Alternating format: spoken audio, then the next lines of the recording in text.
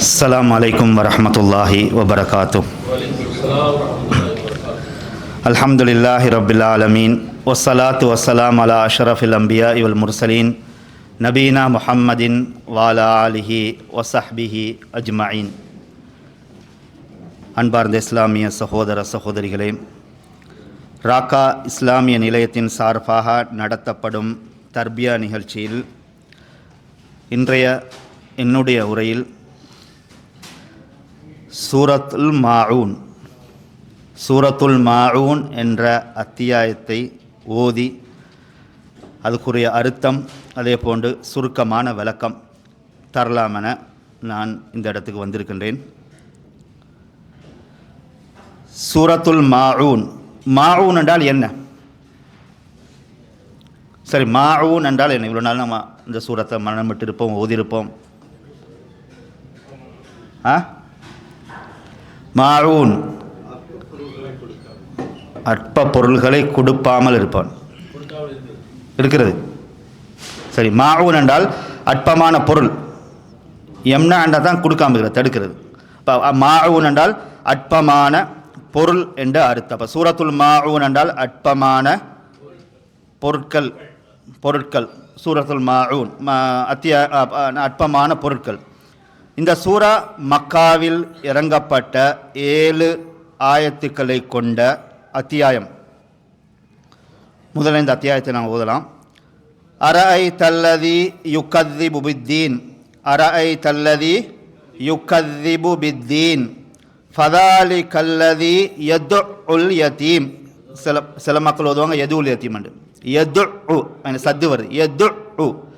ஏன்னா சில மக்கள் ஓதுவாங்கன்னா எது உல் யத்தீம் என்ன சத்து இல்லாமல் ஓதுவாங்க. சத்து இருக்கு. எது உல் யத்தீம் ஃபதாலி கல்லதி எது உல் யத்தீம் வலா யஹுது வாது வலா யஹுது அலா தஆமில் மிஸ்கீன். வலா யஹுது வாது இருக்கு பாருங்க, யஹுல்லு அல்ல. சில மக்கள் லாமா ஓதுவாங்க, லாம்.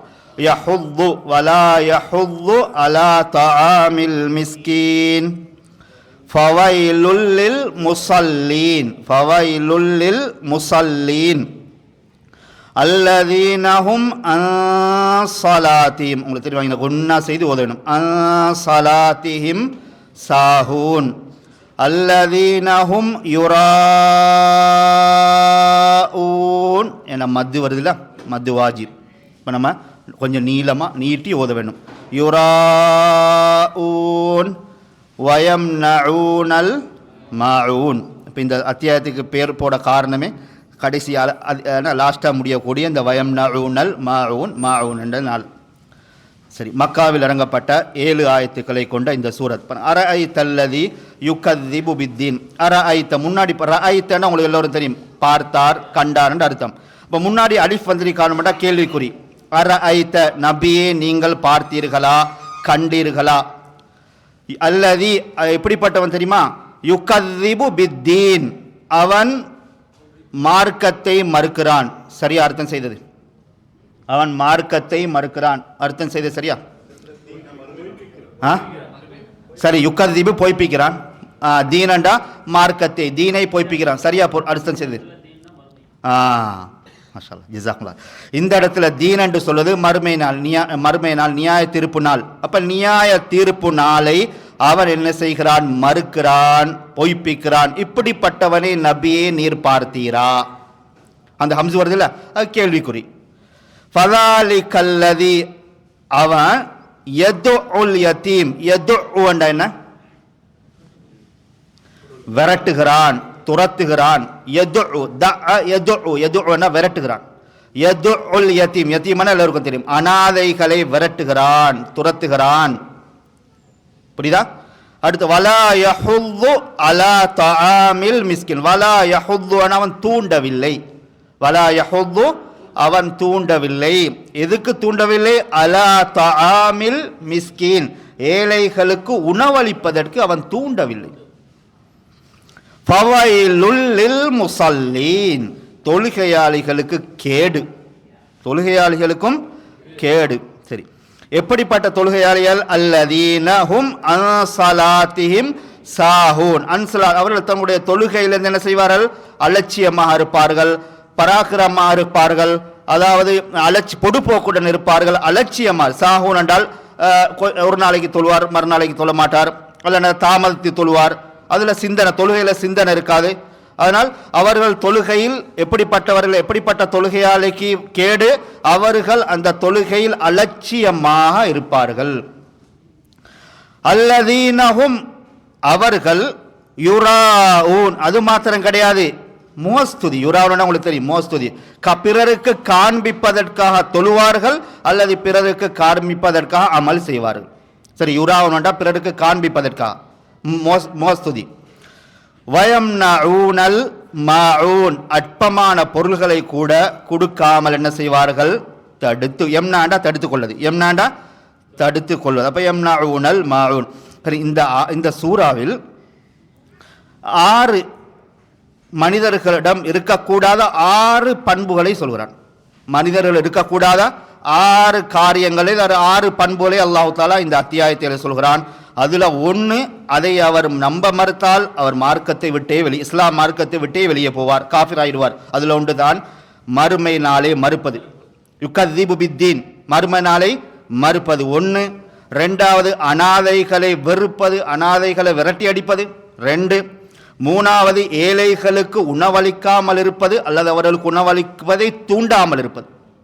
3 விஷயம் பார்த்தீங்களா, 3 சொல்லப்படுது. இது ஒன்னே போதும் உங்களுக்கு ஏதாவது உரை நிகழ்த்துறது, இந்த சூறாவே உங்களுக்கு போதும். வலா யஹுது அலா தஆமில் மிஸ்கீன். அடுத்து ஃபவைலுல் முஸல்லீன், தொழுகையாளிகளுக்கு கேடு, அந்த தொழுகையாளிகள் அந்த தொழுகையில் அலட்சியமாக இருப்பார்கள், அப்படிப்பட்ட தொழுகையாளர்கள். அப்ப 4 விஷயம் பார்த்தீங்களா, இருக்கக்கூடாத 4 பண்பு சொல்லிட்டோம். தொழுகையில் அலட்சியமாக இருக்கக்கூடியவர்கள், அப்ப அலட்சியம் இருக்கக்கூடாது, அப்ப 4 விஷயம் சொல்லிட்டோம். 5வது அல்லதீனஹும் யுராஊன், அவர்கள் என்ன செய்வார்ன்றா முகஸ்துதியுடன், அதாவது பிறருக்கு காண்பிப்பதற்காக வேண்டித்தான் அமல் செய்வார்கள். இதுவும் ஒரு முஸ்லிமிடம் இருக்கக்கூடாத பண்பு. 6வது அவர்கள் என்ன செய்வார்கள், தர்மம் செய்ய மாட்டார்கள், சிறிய பொருளாக இருந்தாலும் அதை தடுத்து கொள்வார்கள். அப்ப 6 ஒரு மனிதரிடம் இருக்கக்கூடாத 6 பண்புகளை, 6 காரியங்களை பற்றி அல்லாஹ் தஆலா இந்த சூறாவிலே சொல்கிறான். சரி, இப்ப நம்ம ஒன்னா பார்க்கலாமா. அரஐத்தல்லதி, இது யாரை பார்த்து அல்லாஹு தஆலா இந்த சூறாவை இறக்கினான் சொன்னால், இப்னு அப்பாஸ் ரலியல்லாஹு அன்ஹு சொல்கிறார்கள், அல் ஆசிபுனு வாயில் என்ற அந்த இறை மறுப்பாளரை பார்த்து தான் இந்த சூறாவை அல்லாஹு தஆலா இறக்கியதாக இப்னு அப்பாஸ் ரலியல்லாஹு அன்ஹு அவர்கள் சொல்கின்றார்கள். அப்ப முதலாவது ஆயத்தை கவனியுங்கள். அரஐத்தல்லதி யுகதிபு பித்தீன், அப்ப மறுமையை நாங்கள் மறுக்க கூடாது, மறுமையை நாங்கள் விசுவாசிக்க வேண்டும். ஒரு முஃமின், ஒரு முஸ்லிம் மறுமையை நம்புவதை அவர் மறுத்தால் நிச்சயமாக அவர் மார்க்கத்தை விட்டு வெளியே போவார். ஈமான் கொள்ள வேண்டிய 6 அம்சங்களில் மறுமை நம்பிக்கை உண்டு என்பது உங்கள் அனைவருக்கும் தெரியும். அடுத்து மறுமை என்றா என்ன என்பதை சுருக்கமாக நம்ம தெரிந்து கொள்வோம். ஏனென்றா மறுமை நம்பிக்கை பெரும்பாலானவர்களுக்கு மறுமை என்றா என்ன, அதோடைய விசாரணைகள், அதை பற்றி சொர்க்க நரகம், இவைகளை பற்றி பெரும்பாலும் தெரியாமல் இருக்கலாம். ஆனால் சுருக்கமாக நம்ம தெரிஞ்சுக்கிட்டு நம்ம அடுத்து எங்களுடைய இதுக்கு போகலாம். இப்போ மறுமை என்பது உங்களுக்கு தெரியும், இந்த உலகத்தில் நாம் என்று ஒரு நாள் அல்லாஹு தஆலா இந்த உலகத்தை அழிப்பான். அது அழிக்கக்கூடிய நாள் அல்லாஹ்வை தவிர வேறு யாருக்கும் தெரியாது. இந்த உலகம் அழிக்கப்பட்டு அல்லாஹு தஆலா புதிய ஒரு உலகத்தை என்ன செய்வான், புதிய ஒரு பூமியை அல்லாஹு தஆலா படைப்பான். அந்த புதிய பூமியில் முதலாவதாக மரணித்த ஆதம் அலைஹிஸ்ஸலாம் முதல் கடைசியாக மரணிக்கக்கூடிய அனைவரையும் அல்லாஹு தஆலா அந்த பூமியில் ஒன்று சேர்ப்பான். ஒன்று சேர்த்து விட்டு அதிலே விசாரணை செய்வான். மனிதர்கள் அல்லாஹ்வுக்கு செய்த பாவங்கள், அதே போன்று மனிதன் மற்ற மனிதனுக்கு செய்த தவறுகள், பாவங்கள், குற்றங்கள், பிராணிகளுக்கு அதாவது விலங்கினங்கள் பிராணிகளுக்கு செய்த தவறுகள், இவைகளை பற்றி அல்லாஹு தஆலா விசாரணை செய்வான். இதுக்குத்தான் நாங்கள் மறுமை என்று சொல்கிறோம். இப்போ மறுமையில் விசாரணைக்கு பின்னால் தான் சுவர்க்கம் அல்லது நரகம் இருக்கின்றது. இதுக்குத்தான் நாங்கள் மறுமை என்று சொல்கிறோம். இப்போ இந்த மறுமையை ரசூல் ஸல்லல்லாஹு அலைஹி வஸல்லம் அவர்கள் இந்த மறுமை நம்பிக்கையை அந்த சஹாபா அதாவது மனிதர்களுக்கு எத்தி வைத்தார்கள். எத்தி வைத்த சந்தர்ப்பத்தில் சிலர் என்ன செய்தார்கள், இந்த மறுமையை நம்புவதற்கு மறுத்தார்கள். இப்படி ஒன்று நம்ப முடியாது எங்களால். ஏனென்றால் நாங்கள் மரணித்ததற்கு பின்னால் நாங்கள் என்ன செய்வோம், மண்ணோடு மண்ணாக மக்கி போயிடுவோம். எங்களுக்கு எஞ்சி இருப்பது எதுவும் கிடையாது எங்கள் உடம்பில். அப்படி இருக்கும் பொழுது எப்படி நாங்கள் திரும்பவும் மறுமையான அந்த விசாரணைக்காக எழுப்பாட்டப்படுவோம் என்று அந்த மக்கத்து காபிர்கள் சிலர் கேள்வி கேட்டார்கள். அதுக்கு அல்லாஹு தாலா அழகான முறையிலே பதில் கொடுக்கின்றான். எப்படி என்றால் சூரத்து 41வது அத்தியாயம் 39வது வசனத்திலே சொல்கின்றான், வமின் ஆயாத்திஹி வமின் ஆயாத்திஹி, அவனுடைய அத்தாட்சிகளில் ஒன்று உள்ளது. எது தெரியுமா? அன்னக தரல் அருத ஹாஷியத்தன், நபியே நீங்கள் பூமியை வறண்ட பூமியாக காண்கிறீர்கள். ஃபைதா அன்சல்னா அலைஹல் மாஅ தஸ்ஸத் வரபத், நாங்கள் அந்த வறண்ட பூமியில் மழையை பொழியும் பொழுது அது என்ன ஆகுது என்று சொன்னால் அது செழித்து வளர்கின்றது. தஸ்ஸத் செழித்து, வரபத் வளர்கின்றது. இன்னல்லதி அஹ்யாஹா, இதுக்கு உயிர் கொடுத்தவன், அந்த வறண்ட பூமிக்கு உயிர் கொடுத்து அந்த புட்பூண்டுகளை வளரச் செய்தான் இல்லையா, புட்பூண்டுகளை திரும்பவும் முளைக்க செய்தான் இல்லையா, இவன் தான் லமுஹில் மௌதா, மரணித்தவரையும் திரும்ப எழுப்பாட்டுவான். புரிஞ்சுதா? எப்படி அல்லாஹ் பதில் கொடுக்குறான்? நம்புற மாதிரி கொடுக்குறான். இப்போ நம்ம உங்களுக்கு தெரியும், வறண்ட பூமி, நிறைய நாங்கள் ஆரம்பத்தில் பார்க்கும்போது பச்சை பசேலண்டு பார்க்கறதுக்கு இருந்திருக்கும், மழை பெய்யாமல் வறண்டு போயிருக்கும். அந்த சந்தர்ப்பத்தில் என்ன நடக்குது? மழை பொழியப்படுது, திரும்பவும் அது பழைய பிள்ளைக்கு திரும்ப அதிலிருந்து பயிர் பச்சையெல்லாம் முளைத்து திரும்பவும் வெளியே வருதா இல்லையா, வளர்ந்து வருகின்றது. அப்போ இதை செய்தவன் தான் உங்களையும் திரும்பவும் எழுப்பாட்டுவான், உயிர்ப்பிப்பான் என்று அல்லாஹ் தஆலா அவர்கள் நம்புற மாதிரி சொல்கிறான். சரி, இன்னொரு வசனத்தில் அல்லாஹ் சொல்லி காட்டுகிறான் 76. இதில் மறுமையை மறுக்கிறான்ல, அவங்களுக்கு அல்லாஹ் பதில் கொடுக்குறான். ஹல் அத்தா அலல் இன்சானி ஹீனும் மினத் தஹர், மனிதனுக்கு ஒரு காலம் வரவில்லையா, அல்லது லம் யகுன் ஷைஅம் மதுகுரா, அவன் இன்னவென்று சொல்ல முடியாத அளவுக்கு அவன் இருக்கவில்லை, அப்படி ஒரு பட்ட காலம் அவனுக்கு வரவில்லையா, அவன் இருக்கவில்லையா என்று அல்லாஹ் கேட்கிறான். அதை தெளிவாக உங்களுக்கு இன்னொரு வசனத்தில் புரியுற மாதிரி சொல்லுண்டா 1966வது அத்தியாயம், வயகூலுல் இன்சானு அஇதா மா மித்து லஸௌஃப உஹ்ரஜு ஹய்யா, மனிதன் மரணித்ததுக்கு பின்னால் அவன் திரும்பவும் உயிர்ப்பிக்கப்படுவானா என்று மனிதன் கேட்கின்றான். அதுக்கு அல்லாஹ் பதில் கொடுக்குறான் பாருங்க. அவலா யதுகுருல் இன்சான், மனிதன் கொஞ்சம் சிந்தித்து பார்க்கவில்லையா, அன்னா ஹலக்னாஹு மின் கபில், இதுக்கு முன்னர் நாங்கள் அவனை படைத்தோம், வலம் யகு ஷையா, அவன் இன்னவென்று சொல்ல முடியாத அளவுக்கு இருந்தான். அவன் நான் இன்னொன்று பொருள் என்று சொல்ல முடியாத அளவுக்கு இருந்தான். சரி, ஆரம்பத்தில் நாங்கள் எங்க இருந்தோம்? எங்களோட முகவரி எங்க இருந்தது? நாங்கள் இந்த தாயுடைய வயிற்றிலிருந்து அல்லாஹ் எங்களை படைத்து வெளியாவதற்கு முன்னால் நாங்கள் எங்கிருந்தோம்? எங்கிருந்தோம் தெரியும். என்ன பொருளாக இருந்தால் தெரியுமா எங்களுக்கு? இப்படி இருந்தோம், அப்படி இருந்தோம், சத கட்டியா இருந்தோம், அந்த கட்டியா இருந்தோம், இந்த கட்டியா இருந்தோம், அல்லது மரமா இருந்தோம், சொல்ல முடியுமா? சொல்ல முடியும். இன்ன பொருள் என்று சொல்ல முடியாத அளவுக்கு அவன் ஆரம்பத்தில் இருந்தான். இருந்த அவனை நாங்கள் இப்படி ஒரு மனித தோட்டத்திலே படைத்து இப்படி வளர்ச்சி அடைய செய்திருக்கிறோம். இப்படி செய்தவனால் திரும்பவும் உங்களை சரிசமமா சரியா உங்களுடைய திரும்பவும் உங்களை படைத்து எழுப்ப முடியாதா என்று அல்லாஹ் தஆலா கேள்வி கேட்கிறான்.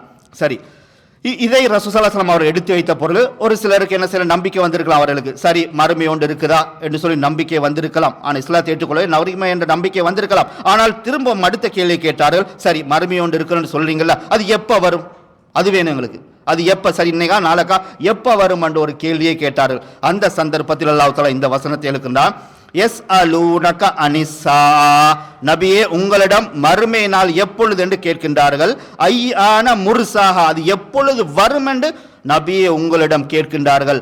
குல் இன்னமா இல்முஹா, நபி நீங்கள் சொல்லுங்கள், அதனுடைய அறிவு இந்த ரப்பி, என்னுடைய ரப்பிடத்தில் தான் இருக்கின்றது, என்னுடைய இறைவனிடத்தில் தான் அதை பற்றிய அறிவு இருக்கின்றது. லா யுஜல்லிஹா லிவக்திஹா இல்லா ஹுவ, அது எப்பொழுது வரும் என்பதை, அந்த நேரம் எப்பொழுது வரும் என்பதை அல்லாஹ்வை தவிர வேறு யாரும் அறிய மாட்டான். சகுலத் ஃபிஸ் ஸமாவாதி வல் அர்த், வானமும் பூமியும் அந்த நேரத்தில் வலுவடையும், பழுவாயிடும். அதனுடைய கஷ்டங்கள், அதனுடைய நிலைமைகளை பார்த்து வானங்கள் பூமி எல்லாம் வலுவாயிடும். லா தீக்கும் இல்லா பக்தா, அது உங்களை திடீரென்று தான் வந்து சேரும் அந்த மறுமை நாள் என்பது. யஸ்அலூனக கஅன்னக ஹஃபியுன் அன்ஹா, நபியே உங்களுக்கு இதை பற்றிய அறிவு இருப்பதாக அவர்கள் நினைத்து கொண்டுதான் உங்களிடம் இதை பற்றி கேட்கின்றார். அந்த மறுமையை இப்பொழுது வரும் என்ற அறிவு உங்களிடம் இருப்பதாக நினைத்து கொண்டுதான் அவர்கள் இந்த கேள்வியை உங்களிடம் கேட்கின்றார்கள். குல் இன்னமா இல்முஹா இந்தல்லாஹ், நபியே நீங்கள் சொல்லுங்கள் இதை பற்றிய அறிவு அல்லாஹ்விடம் இருப்பதாக சொல்கின்றார். சரி, அடுத்து பாருங்க ரெண்டாவது வசனம். முதலாவது வசனத்துக்கு நம்ம கொஞ்சம் சுருக்கமாக விளக்கம் தந்தோம். ரெண்டாவது வசனம், ஃபதாலி கல்லதி யதுல் யதீம், ஃபதாலி கல்லதி யதுல் யதீம், அவர் அனாதைகளை விரட்டுகிறான், துரத்துகிறான் என்று அல்லாஹ் தஆலா சொல்கிறான். சரி, ஒரு முஸ்லிமிடம் இருக்கக்கூடாது, யாரிடமும் இருக்கக்கூடிய ஒரு பண்பு தான் இந்த அனாதைகளை விரட்டுவது, அவர்களை கவனிக்காமல் இருப்பது, அவர்களுக்கு செய்ய வேண்டிய உரிமைகளை செய்யாமல் இருப்பது. அவரை பார்த்து ஒரு மனிதன் என்று நாங்கள் சொல்லவே கூடாது அந்த அளவுக்கு. ஏன்னா உங்களுக்கு தெரியும் அனாதை என்றா யாரு? அனாதை என்றா யாரு? தாயும் தந்தையும் இழந்தவர்கள். சரியா? தந்தை இழந்தவர்கள். அப்ப தாய் இழந்துட்டா அனாதை இல்லை. சரி, மாஷாஅல்லாஹ். சரி, தந்தை உங்களுக்கு தெரியும் ஒரு பிள்ளைகளுடைய சாப்பாட்டு உணவு செலவுகள், அதே போன்று படிப்பு செலவு, அடுத்த மருத்துவ செலவு, இதெல்லாம் யார் பொறுப்பா இருக்கிறான்? ஒரு தந்தை தான் பெரும்பாலும் இதெல்லாம் பொறுப்பு தன்னுடைய தலையிலே சுமந்து கொண்டு இதெல்லாம் அவர்களுக்கு பொறுப்பாக இருக்கின்றார்கள். ஆனால் அந்த தந்தையை அவர்கள் இழந்தால் அவருடைய கஷ்ட நிலைமை உங்கள் எல்லோருக்கும் புரியும். அப்ப இவர்களுக்கு நாங்கள் அனாதை என்று சொல்லுவோம். இந்த பிள்ளைகளுக்கு நாங்கள் பருவவதை அடைவதற்கு முன்னால் ஒரு தந்தையை இழந்தால் அந்த பிள்ளைகளுக்கு நாங்கள் என்ன சொல்வோம்? அனாதைகள் என்று சொல்வோம். அப்ப இந்த அனாதைகளை நாங்கள் நல்ல முறையில் கவனிக்காவிட்டால், இவர்களை பராமரிக்காவிட்டால், இவர்களை மனதை நாங்கள் ஆறுதல் படுத்தாவிட்டால், இவர்கள் எதிர்காலத்தில் என்னவாவார்கள்? ரவுடிகளாகவும் அல்லது திருடர்களாகவும் கொள்ளையர்களாகவும் தான் மாறுவார்கள். காரணம் என்ன? தந்தையின்றி அல்லது தாயும் தந்தையும் இழந்து இவர்கள் யாருமே பராமரிப்பு இல்லாமல் வளரும் பொழுது இவர்களிடத்தில் என்ன செய்யலாம்? இவர்கள் வளர்ந்து ஆளாகும் பொழுது திருடர்களாகவும் கொள்ளையர்களாக மாறலாம். இப்போ நாங்கள் அவர்களை எடுத்து பராமரித்து அரவணைத்து அவர்களுடைய மனதை நாங்கள் ஆறுதல் படுத்தும் பொழுது அவர்களுக்கு ஒரு மன சந்தோஷம், மன நிம்மதி கிடைக்கின்றது. அது மாத்திரமல்ல, நாங்கள் சொர்க்கம் போவதற்கும் அது காரணமாக அமையும். ரசூல் ஸல்லல்லாஹு அலைஹி வஸல்லம் எந்த அளவுக்கு சொல்லணும் என்றால், இந்த ரசூலா 2 விரல்கள், இந்த விரல் என்ன? ஆள்காட்டி விரல், மற்ற விரல் நடுவிரல். 2 விரலையும் ரசூல் ஸல்லல்லாஹு அலைஹி வஸல்லம் அவரை இணைத்து அதுக்கப்புறம் கொஞ்சம் பிரித்தார்கள். பிரித்து சொன்னார்கள், நானும் ஒரு அனாதை காப்பாளர், அவரும் சொர்க்கத்தில் இவ்வாறு இருப்போம் என்று சொல்லி 2 விரலை 2ஐயும் இணைத்து சொன்னார்கள். அப்ப அந்த அளவுக்கு ரசூலுல்லாஹ்வுடன் நெருக்கத்தில் இருக்கக்கூடிய பாக்கியம் கிடைக்கிறது அனாதையை பொறுப்படுத்தி வளர்ப்பவர்கள். புரியுதா? அப்போ இந்த பாக்கியம் கிடைக்க வேண்டும் என்று சொன்னால் கண்டிப்பாக நாங்கள் என்ன செய்யணும்? அனாதைகளை நாங்கள் தவறவிடக்கூடாது, அவர்களை நாங்கள் கவனத்திலே எடுக்க வேண்டும். ஏனென்றால் சில பிள்ளைகள் நீங்கள் பார்ப்பீர்கள் ரோட்டுகளையும், அதே மாதிரி அவர்களுக்கு கண்டு கட்டப்பட்ட இடங்கள் இருக்கின்றது அனாதைகள். அந்த மாதிரி இடங்களில் அந்த சில இடம் அங்கே வளர்வது கூட சரியான முறை வளர மாட்டார்கள். ஏண்டா அங்கே அவர்களுக்கு சரியான முறை அன்பு பாசங்களை எல்லாருக்கும் கொடுக்க முடியாதுல்ல. ஒரு 100 பேர் இருப்பார்கள், அதில் பராமரிப்பில் இருப்பவர்கள் சில நேரங்களில் எல்லோரையும் பார்க்க முடியாத நிலைமை இருக்கும். அப்போ நாங்கள் அவர்களை வசதி உள்ளவர்கள், வசதி படைத்தவர்கள், அவர்களை எடுத்து நாங்கள் சரியான முறையை வளர்த்து அவர்களை விட்டால் அவர்கள் எல்லாத்தையும் விட எங்களுக்கு கிடைக்கக்கூடிய நன்மை என்ன தெரியுமா? அந்த பிள்ளைகள் எங்களுக்காக வேண்டி பிரார்த்தனை செய்வார்கள், நல்ல குழந்தைகளாக வளர்ந்து அந்த குழந்தைகள் செய்யக்கூடிய நன்மைகள் எல்லாம் எங்களுக்கு சதக்கா ஜாரியாக வந்து என்ன செய்யும்? கபர்களை நாங்கள் மரணித்தாலும் எங்களுக்கு சதக்கத்துல் ஜாரியா வந்து கொண்டு இருக்குமா இல்லையா? இப்படி சிந்தித்தால் கண்டிப்பாக செல்வந்தர்கள் அனாதை பிள்ளைகளை நாங்கள் நல்ல முறையில் வளர்த்தெடுக்கலாம். அடுத்து இன்னொரு நம்ம தெரிந்து கொள்ளணும், அனாதை சில நேரங்களில் பெற்றோர்கள் இறந்திருப்பார்கள், ஆனால் அந்த பிள்ளைக்கு சொத்துக்கள் இருக்கும். அந்த சின்ன பிள்ளையினால என்ன செய்வார்கள் என்றால், சிலர் அவர்களை பராமரிப்பவர்கள், குறிப்பாக அவருடைய சொந்தக்காராக்கள் பராமரிப்பாங்க. பிள்ளை இப்பதானே சின்ன பிள்ளை, அவருக்கு ஒன்றும் தெரியாது. பிள்ளைக்கு தெரியுமா? ஒரு 5 வயசு 4 வயசு பிள்ளைக்கு தெரியாது, நாடைய அப்பா இவ்வளவு சொத்துக்களை விட்டுட்டு போயிட்டு இருக்காரா என்று சொல்லி இந்த பிள்ளைக்கு தெரியாது. ஆனால் அதை வளர்க்கக்கூடிய அவருடைய சொந்தக்காரர் இருக்கலாம் அல்லது பிறர் வேறு யாரா இருக்கலாம். இவர் என்ன செய்வார்கள்? அந்த பிள்ளையை வளர்வதற்கு முன்னாடி அந்த பிள்ளையுடைய சொத்துக்கள் எல்லாம் சாப்பிட்டோ அல்லது அவருடைய தேவைகளை நிறைவேற்றி கொண்டோ எல்லாம் தீந்து போயிடும். கடைசியில் அந்த பிள்ளை வளர்ந்ததுக்கு அப்புறம் தான் தெரிய வருது, எனக்கு என்னுடைய அப்பா நிறைய சொத்துக்களை விட்டு போயிருக்கிறாரு. கடைசியில் இவங்க எல்லாம் ஆட்டையை போட்டுட்டாங்கன்னு அந்த பிள்ளை பின்னாடி ஒரு காலத்துல தான் சிந்திப்பார். அப்ப அந்த நேரத்தில் இவருடைய வாழ்க்கை நல்ல அந்த பிள்ளை சாபமிடுவா இல்லையா? அந்த பிள்ளை சாபமிடும். அல்லாஹ் தஆலா என்ன சொல்றார்? இன்னல்லதீன யாக்குலூன அம்வால் யதமா துல்மன், எனது ஆயத், இன்னமா யாக்குலூன ஃபீ புத்தூனிஹிம் நாரா, அவருடைய வயிற்றுகளில் நெருப்பை தான் சாப்பிட அல்லாஹ் சொல்றான். அனாதையுடைய சொத்துக்களை அநியாயமாக சாப்பிடக்கூடியவர்கள், அவருடைய வயிற்றுகளின் நெருப்பை தான் சாப்பிடான்னு அல்லாஹ் தஆலா சொல்கின்றார். அடுத்து உங்களுக்கு தெரியும் ரசூல் ஸல்லல்லாஹு அலைஹி வஸல்லம் அவர்களும் அனாதையாத்தான் பிறந்தார், அனாதையாத்தான் வளர்ந்தார், எல்லோருக்கும் தெரியும். எந்த அத்தியாயத்தில் அல்லாஹ் தஆலா ரசூல்லா அனாதையா கண்டுகொள்ளவில்லையான்னு சொல்றான்? உறுதியா சொல்றீங்களா? என்ன சூரா? துஹாவா? சரி, வத்துஹா. அலம் யஜ்திக யதீமன் ஃபாவா. இப்போ ரசூல்லாவும் அனாதையா பிறந்தார், அனாதையா வளர்ந்தார். அப்போ அவருக்கு அதனுடைய இதெல்லாம் தெரியுமில்ல, ரசூல்லா வளர்ந்த சூழ்நிலை அனாதை. அப்போ அவருக்கு அதனுடைய கவலைகள், துன்பங்கள், பட்ட கஷ்டங்கள் எல்லாம் அவருக்கு தெரியுது. அதனால தான் எங்களுக்கு என்ன சொல்ல, நானும் அனாதைகளை பராமரிக்கக்கூடியவர்கள் நீங்கள் சொர்க்கத்தில் ஒன்னா இருப்போம். அதுவும் நெருக்கத்தில், ரொம்ப தூரம்லாம் கிடையாது, அப்படி பக்கத்தில் அல்லாஹ் தஆலா ரசூலுக்கு பக்கத்திலே கொண்டு போய் வைப்போம். அந்த அளவுக்கு இந்த பாக்கியம் கிடைக்குது. அந்த அளவுக்கு நாங்கள் என்ன செய்ய, இதிலே நாங்கள் கவனம் செலுத்தி நாங்கள் இதிலே நாங்கள் என்ன செய்ய வேண்டும், அனாதைகளை பராமரிக்க வேண்டும். அடுத்து நாங்கள் அடுத்த ஆயத்துக்கு போகலாம். இன்னும் ஒரு 10 நிமிஷம் இருக்குது. அடுத்து ஃபவாயிலுல் முஸல்லீன். ஃபவாயிலுல் முஸல்லீன் இதையும் நம்ம முக்கியமாக தெரிஞ்சுக்கணும். அல்லதீன மன் ஸலாத்திஹிம் சாஹூன். ஏன்னா அன்புள்ள சகோதரிகளே, அல்லாஹ் தஆலா தொழுகையாளியை கேடு என்று சொல்கிறான். ஏன்னா உங்களுக்கு தெரியும், தொழுகை என்பது இஸ்லாத்தில் முக்கியமான ஒரு தூண், இரண்டாவது தூணாகவும் இருக்கின்றது. அப்போ இந்த தொழுகை சில நேரங்களில் சிலருக்கு அது நல்லதாக அமையும், சிலருக்கு கேடாக அமையும். அதான் அல்லாஹ் சொல்றான். ஏன்னா நல்லதாக அமையும் யாருக்கு? அவருடைய தொழுகையுடைய அமைப்பை பொறுத்தா இருக்கின்றது. ஒரே தொழுகை தான், அந்த தொழுகையை சிலருக்கு நன்மையாகவும் இருக்கின்றது, சிலருக்கு சாபமாகவும் இருக்கின்றது, தீமையாகவும் இருக்கின்றது. அது அல்லாஹ் தஆலா அல் குர்ஆன் உங்களுக்கு இந்த வசனம் உங்களுக்கு தெரியும். கத் அஃப்லஹல் முஃமினூன் அல்லதீன ஹும் ஃபீ ஸலாத்திஹிம் அல்லதீன ஹும் ஃபீ ஸலாத்திஹிம் காஷியூன். அவர்கள் தொழுகையில் இறையச்சத்துடன் இருப்பார்கள். இப்படிப்பட்ட முஃமின்கள் வெற்றி பெற்று விட்டார்கள். சந்தோஷ செய்தி அல்லாஹ் சொல்கிறான். இவரும் தொழுதது தொழுகை. ஃபவைலுல் முஸல்லீன் அல்லதீனஹும், இவரும் தொழுகை தான். ரெண்டு பேர் எப்படி அவங்களுடைய அமைப்பை வைத்து தான் உண்டு. இவருக்கு நன்மை அமைது, இவருக்கு கேடு அமைது. ஏன் காரணம் தெரியுமா?